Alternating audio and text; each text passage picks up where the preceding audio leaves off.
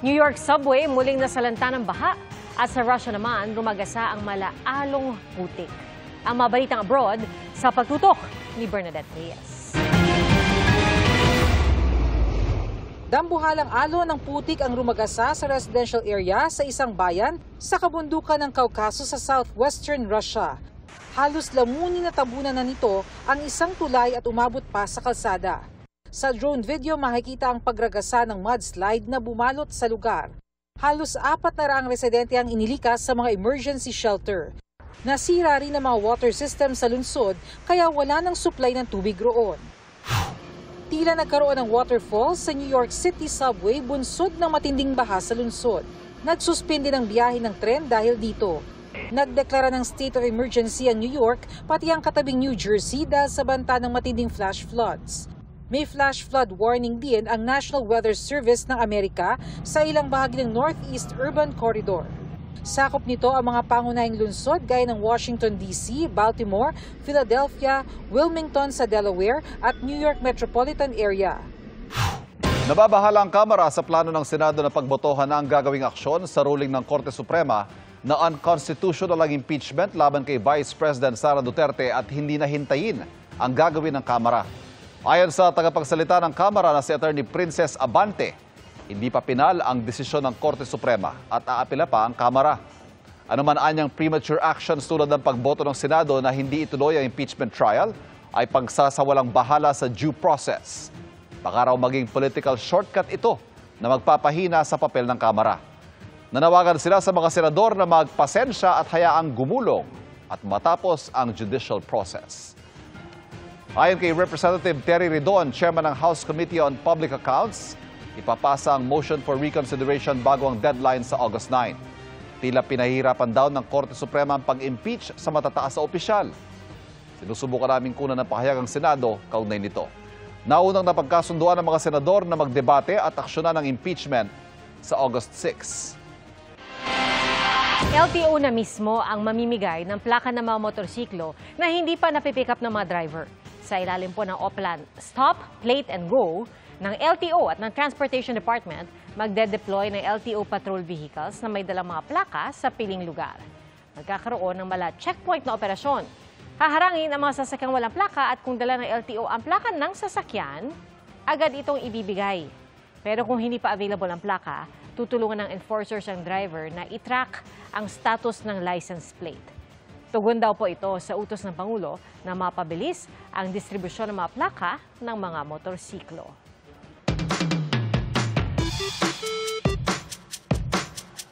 Malakas daw mga probinsya ng eksena sa UP Diliman. Hindi lang mga isko at iska ang naroon, pati na mga tupa o kordero na nag-aalis ng mga damo sa kapaligiran. Kuya Kim, ano na? Ikot tayo dito sa aking alma mater, UP Diliman. Meron kasi kaming narinig na balita. Nang paligid daw ng College of Science, hindi lang daw mga scholar ng bayan ang namamataang tumatambay. Pati na mga tupa. Opo, may mga pag-alagalang tupa sa UP. Parang na-weirdohan ako, pero I found them endearing. Maybe, parang kinakain nila yung grass. Meron din ba silang scholar, sheep? Ang nag-aalaga sa mga ito si Vic. 4 years na po ako dito, sir, nag-aalaga. Mababait naman po sila. Dati tatatlo lang daw ang tupa sa UP, pero ngayon, Nasa 20 na po siguro silang. ayon sa Associate Dean for Facilities and Resources Management na si Dr. Marian Roque, nakakatulong daw ang mga tupa sa pag-maintain ng mga damo sa universidad. Parati kami may problema sa grass cutter. Mahal ang gasolina, nasisira. May nag-mention that yung mga sheep daw ay magaling silang grass cutter. Ayun yung pang isang amazing about them. I think 8 o'clock, papalabasin na sila. And then, without even telling them to go back, sila mismo, I think it's sunset, babalik sila. Ang mga sheep o tupa, gaya ng mga kambing, mga herbivore o kumakain ng halaman, sila rin ay ruminant animals. Ibig sabihin, ang kanilang mga sikmura ay mayroong multiple chambers. Dahilan para mas madali nilang ma-digest ang mga damo o halaman. Madalas din sila makita magkakasama. Nagsisilbi itong proteksyon laban sa mga predator.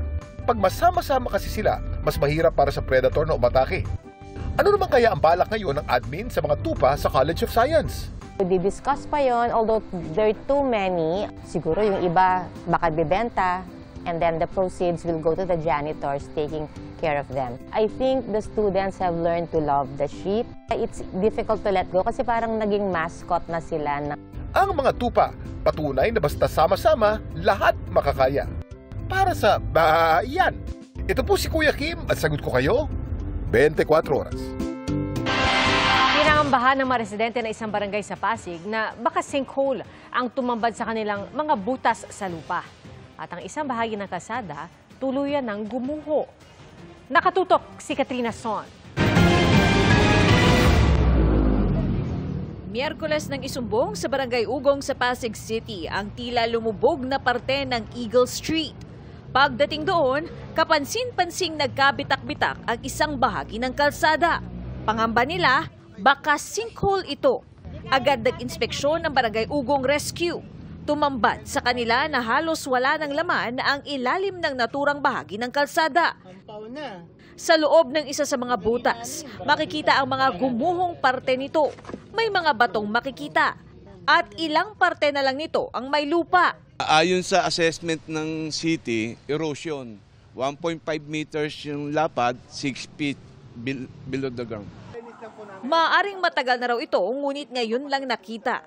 Nagkasunod-sunod din daw ang bagyo at ilang araw ang naging pag-uulan. Bali yung tubig, wala na napagdadalo yan, hindi nakakonect sa main drainage yung manhole natin. Nagkaroon ng kung saan paglalagusan ng mga tubig.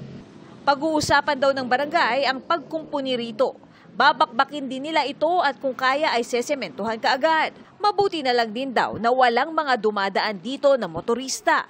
Wala rin masyadong mga tao at malayo sa mga bahay. Gayunman, hinarangan na muna ang apektadong kalsada para masiguro ang kaligtasan ng lahat.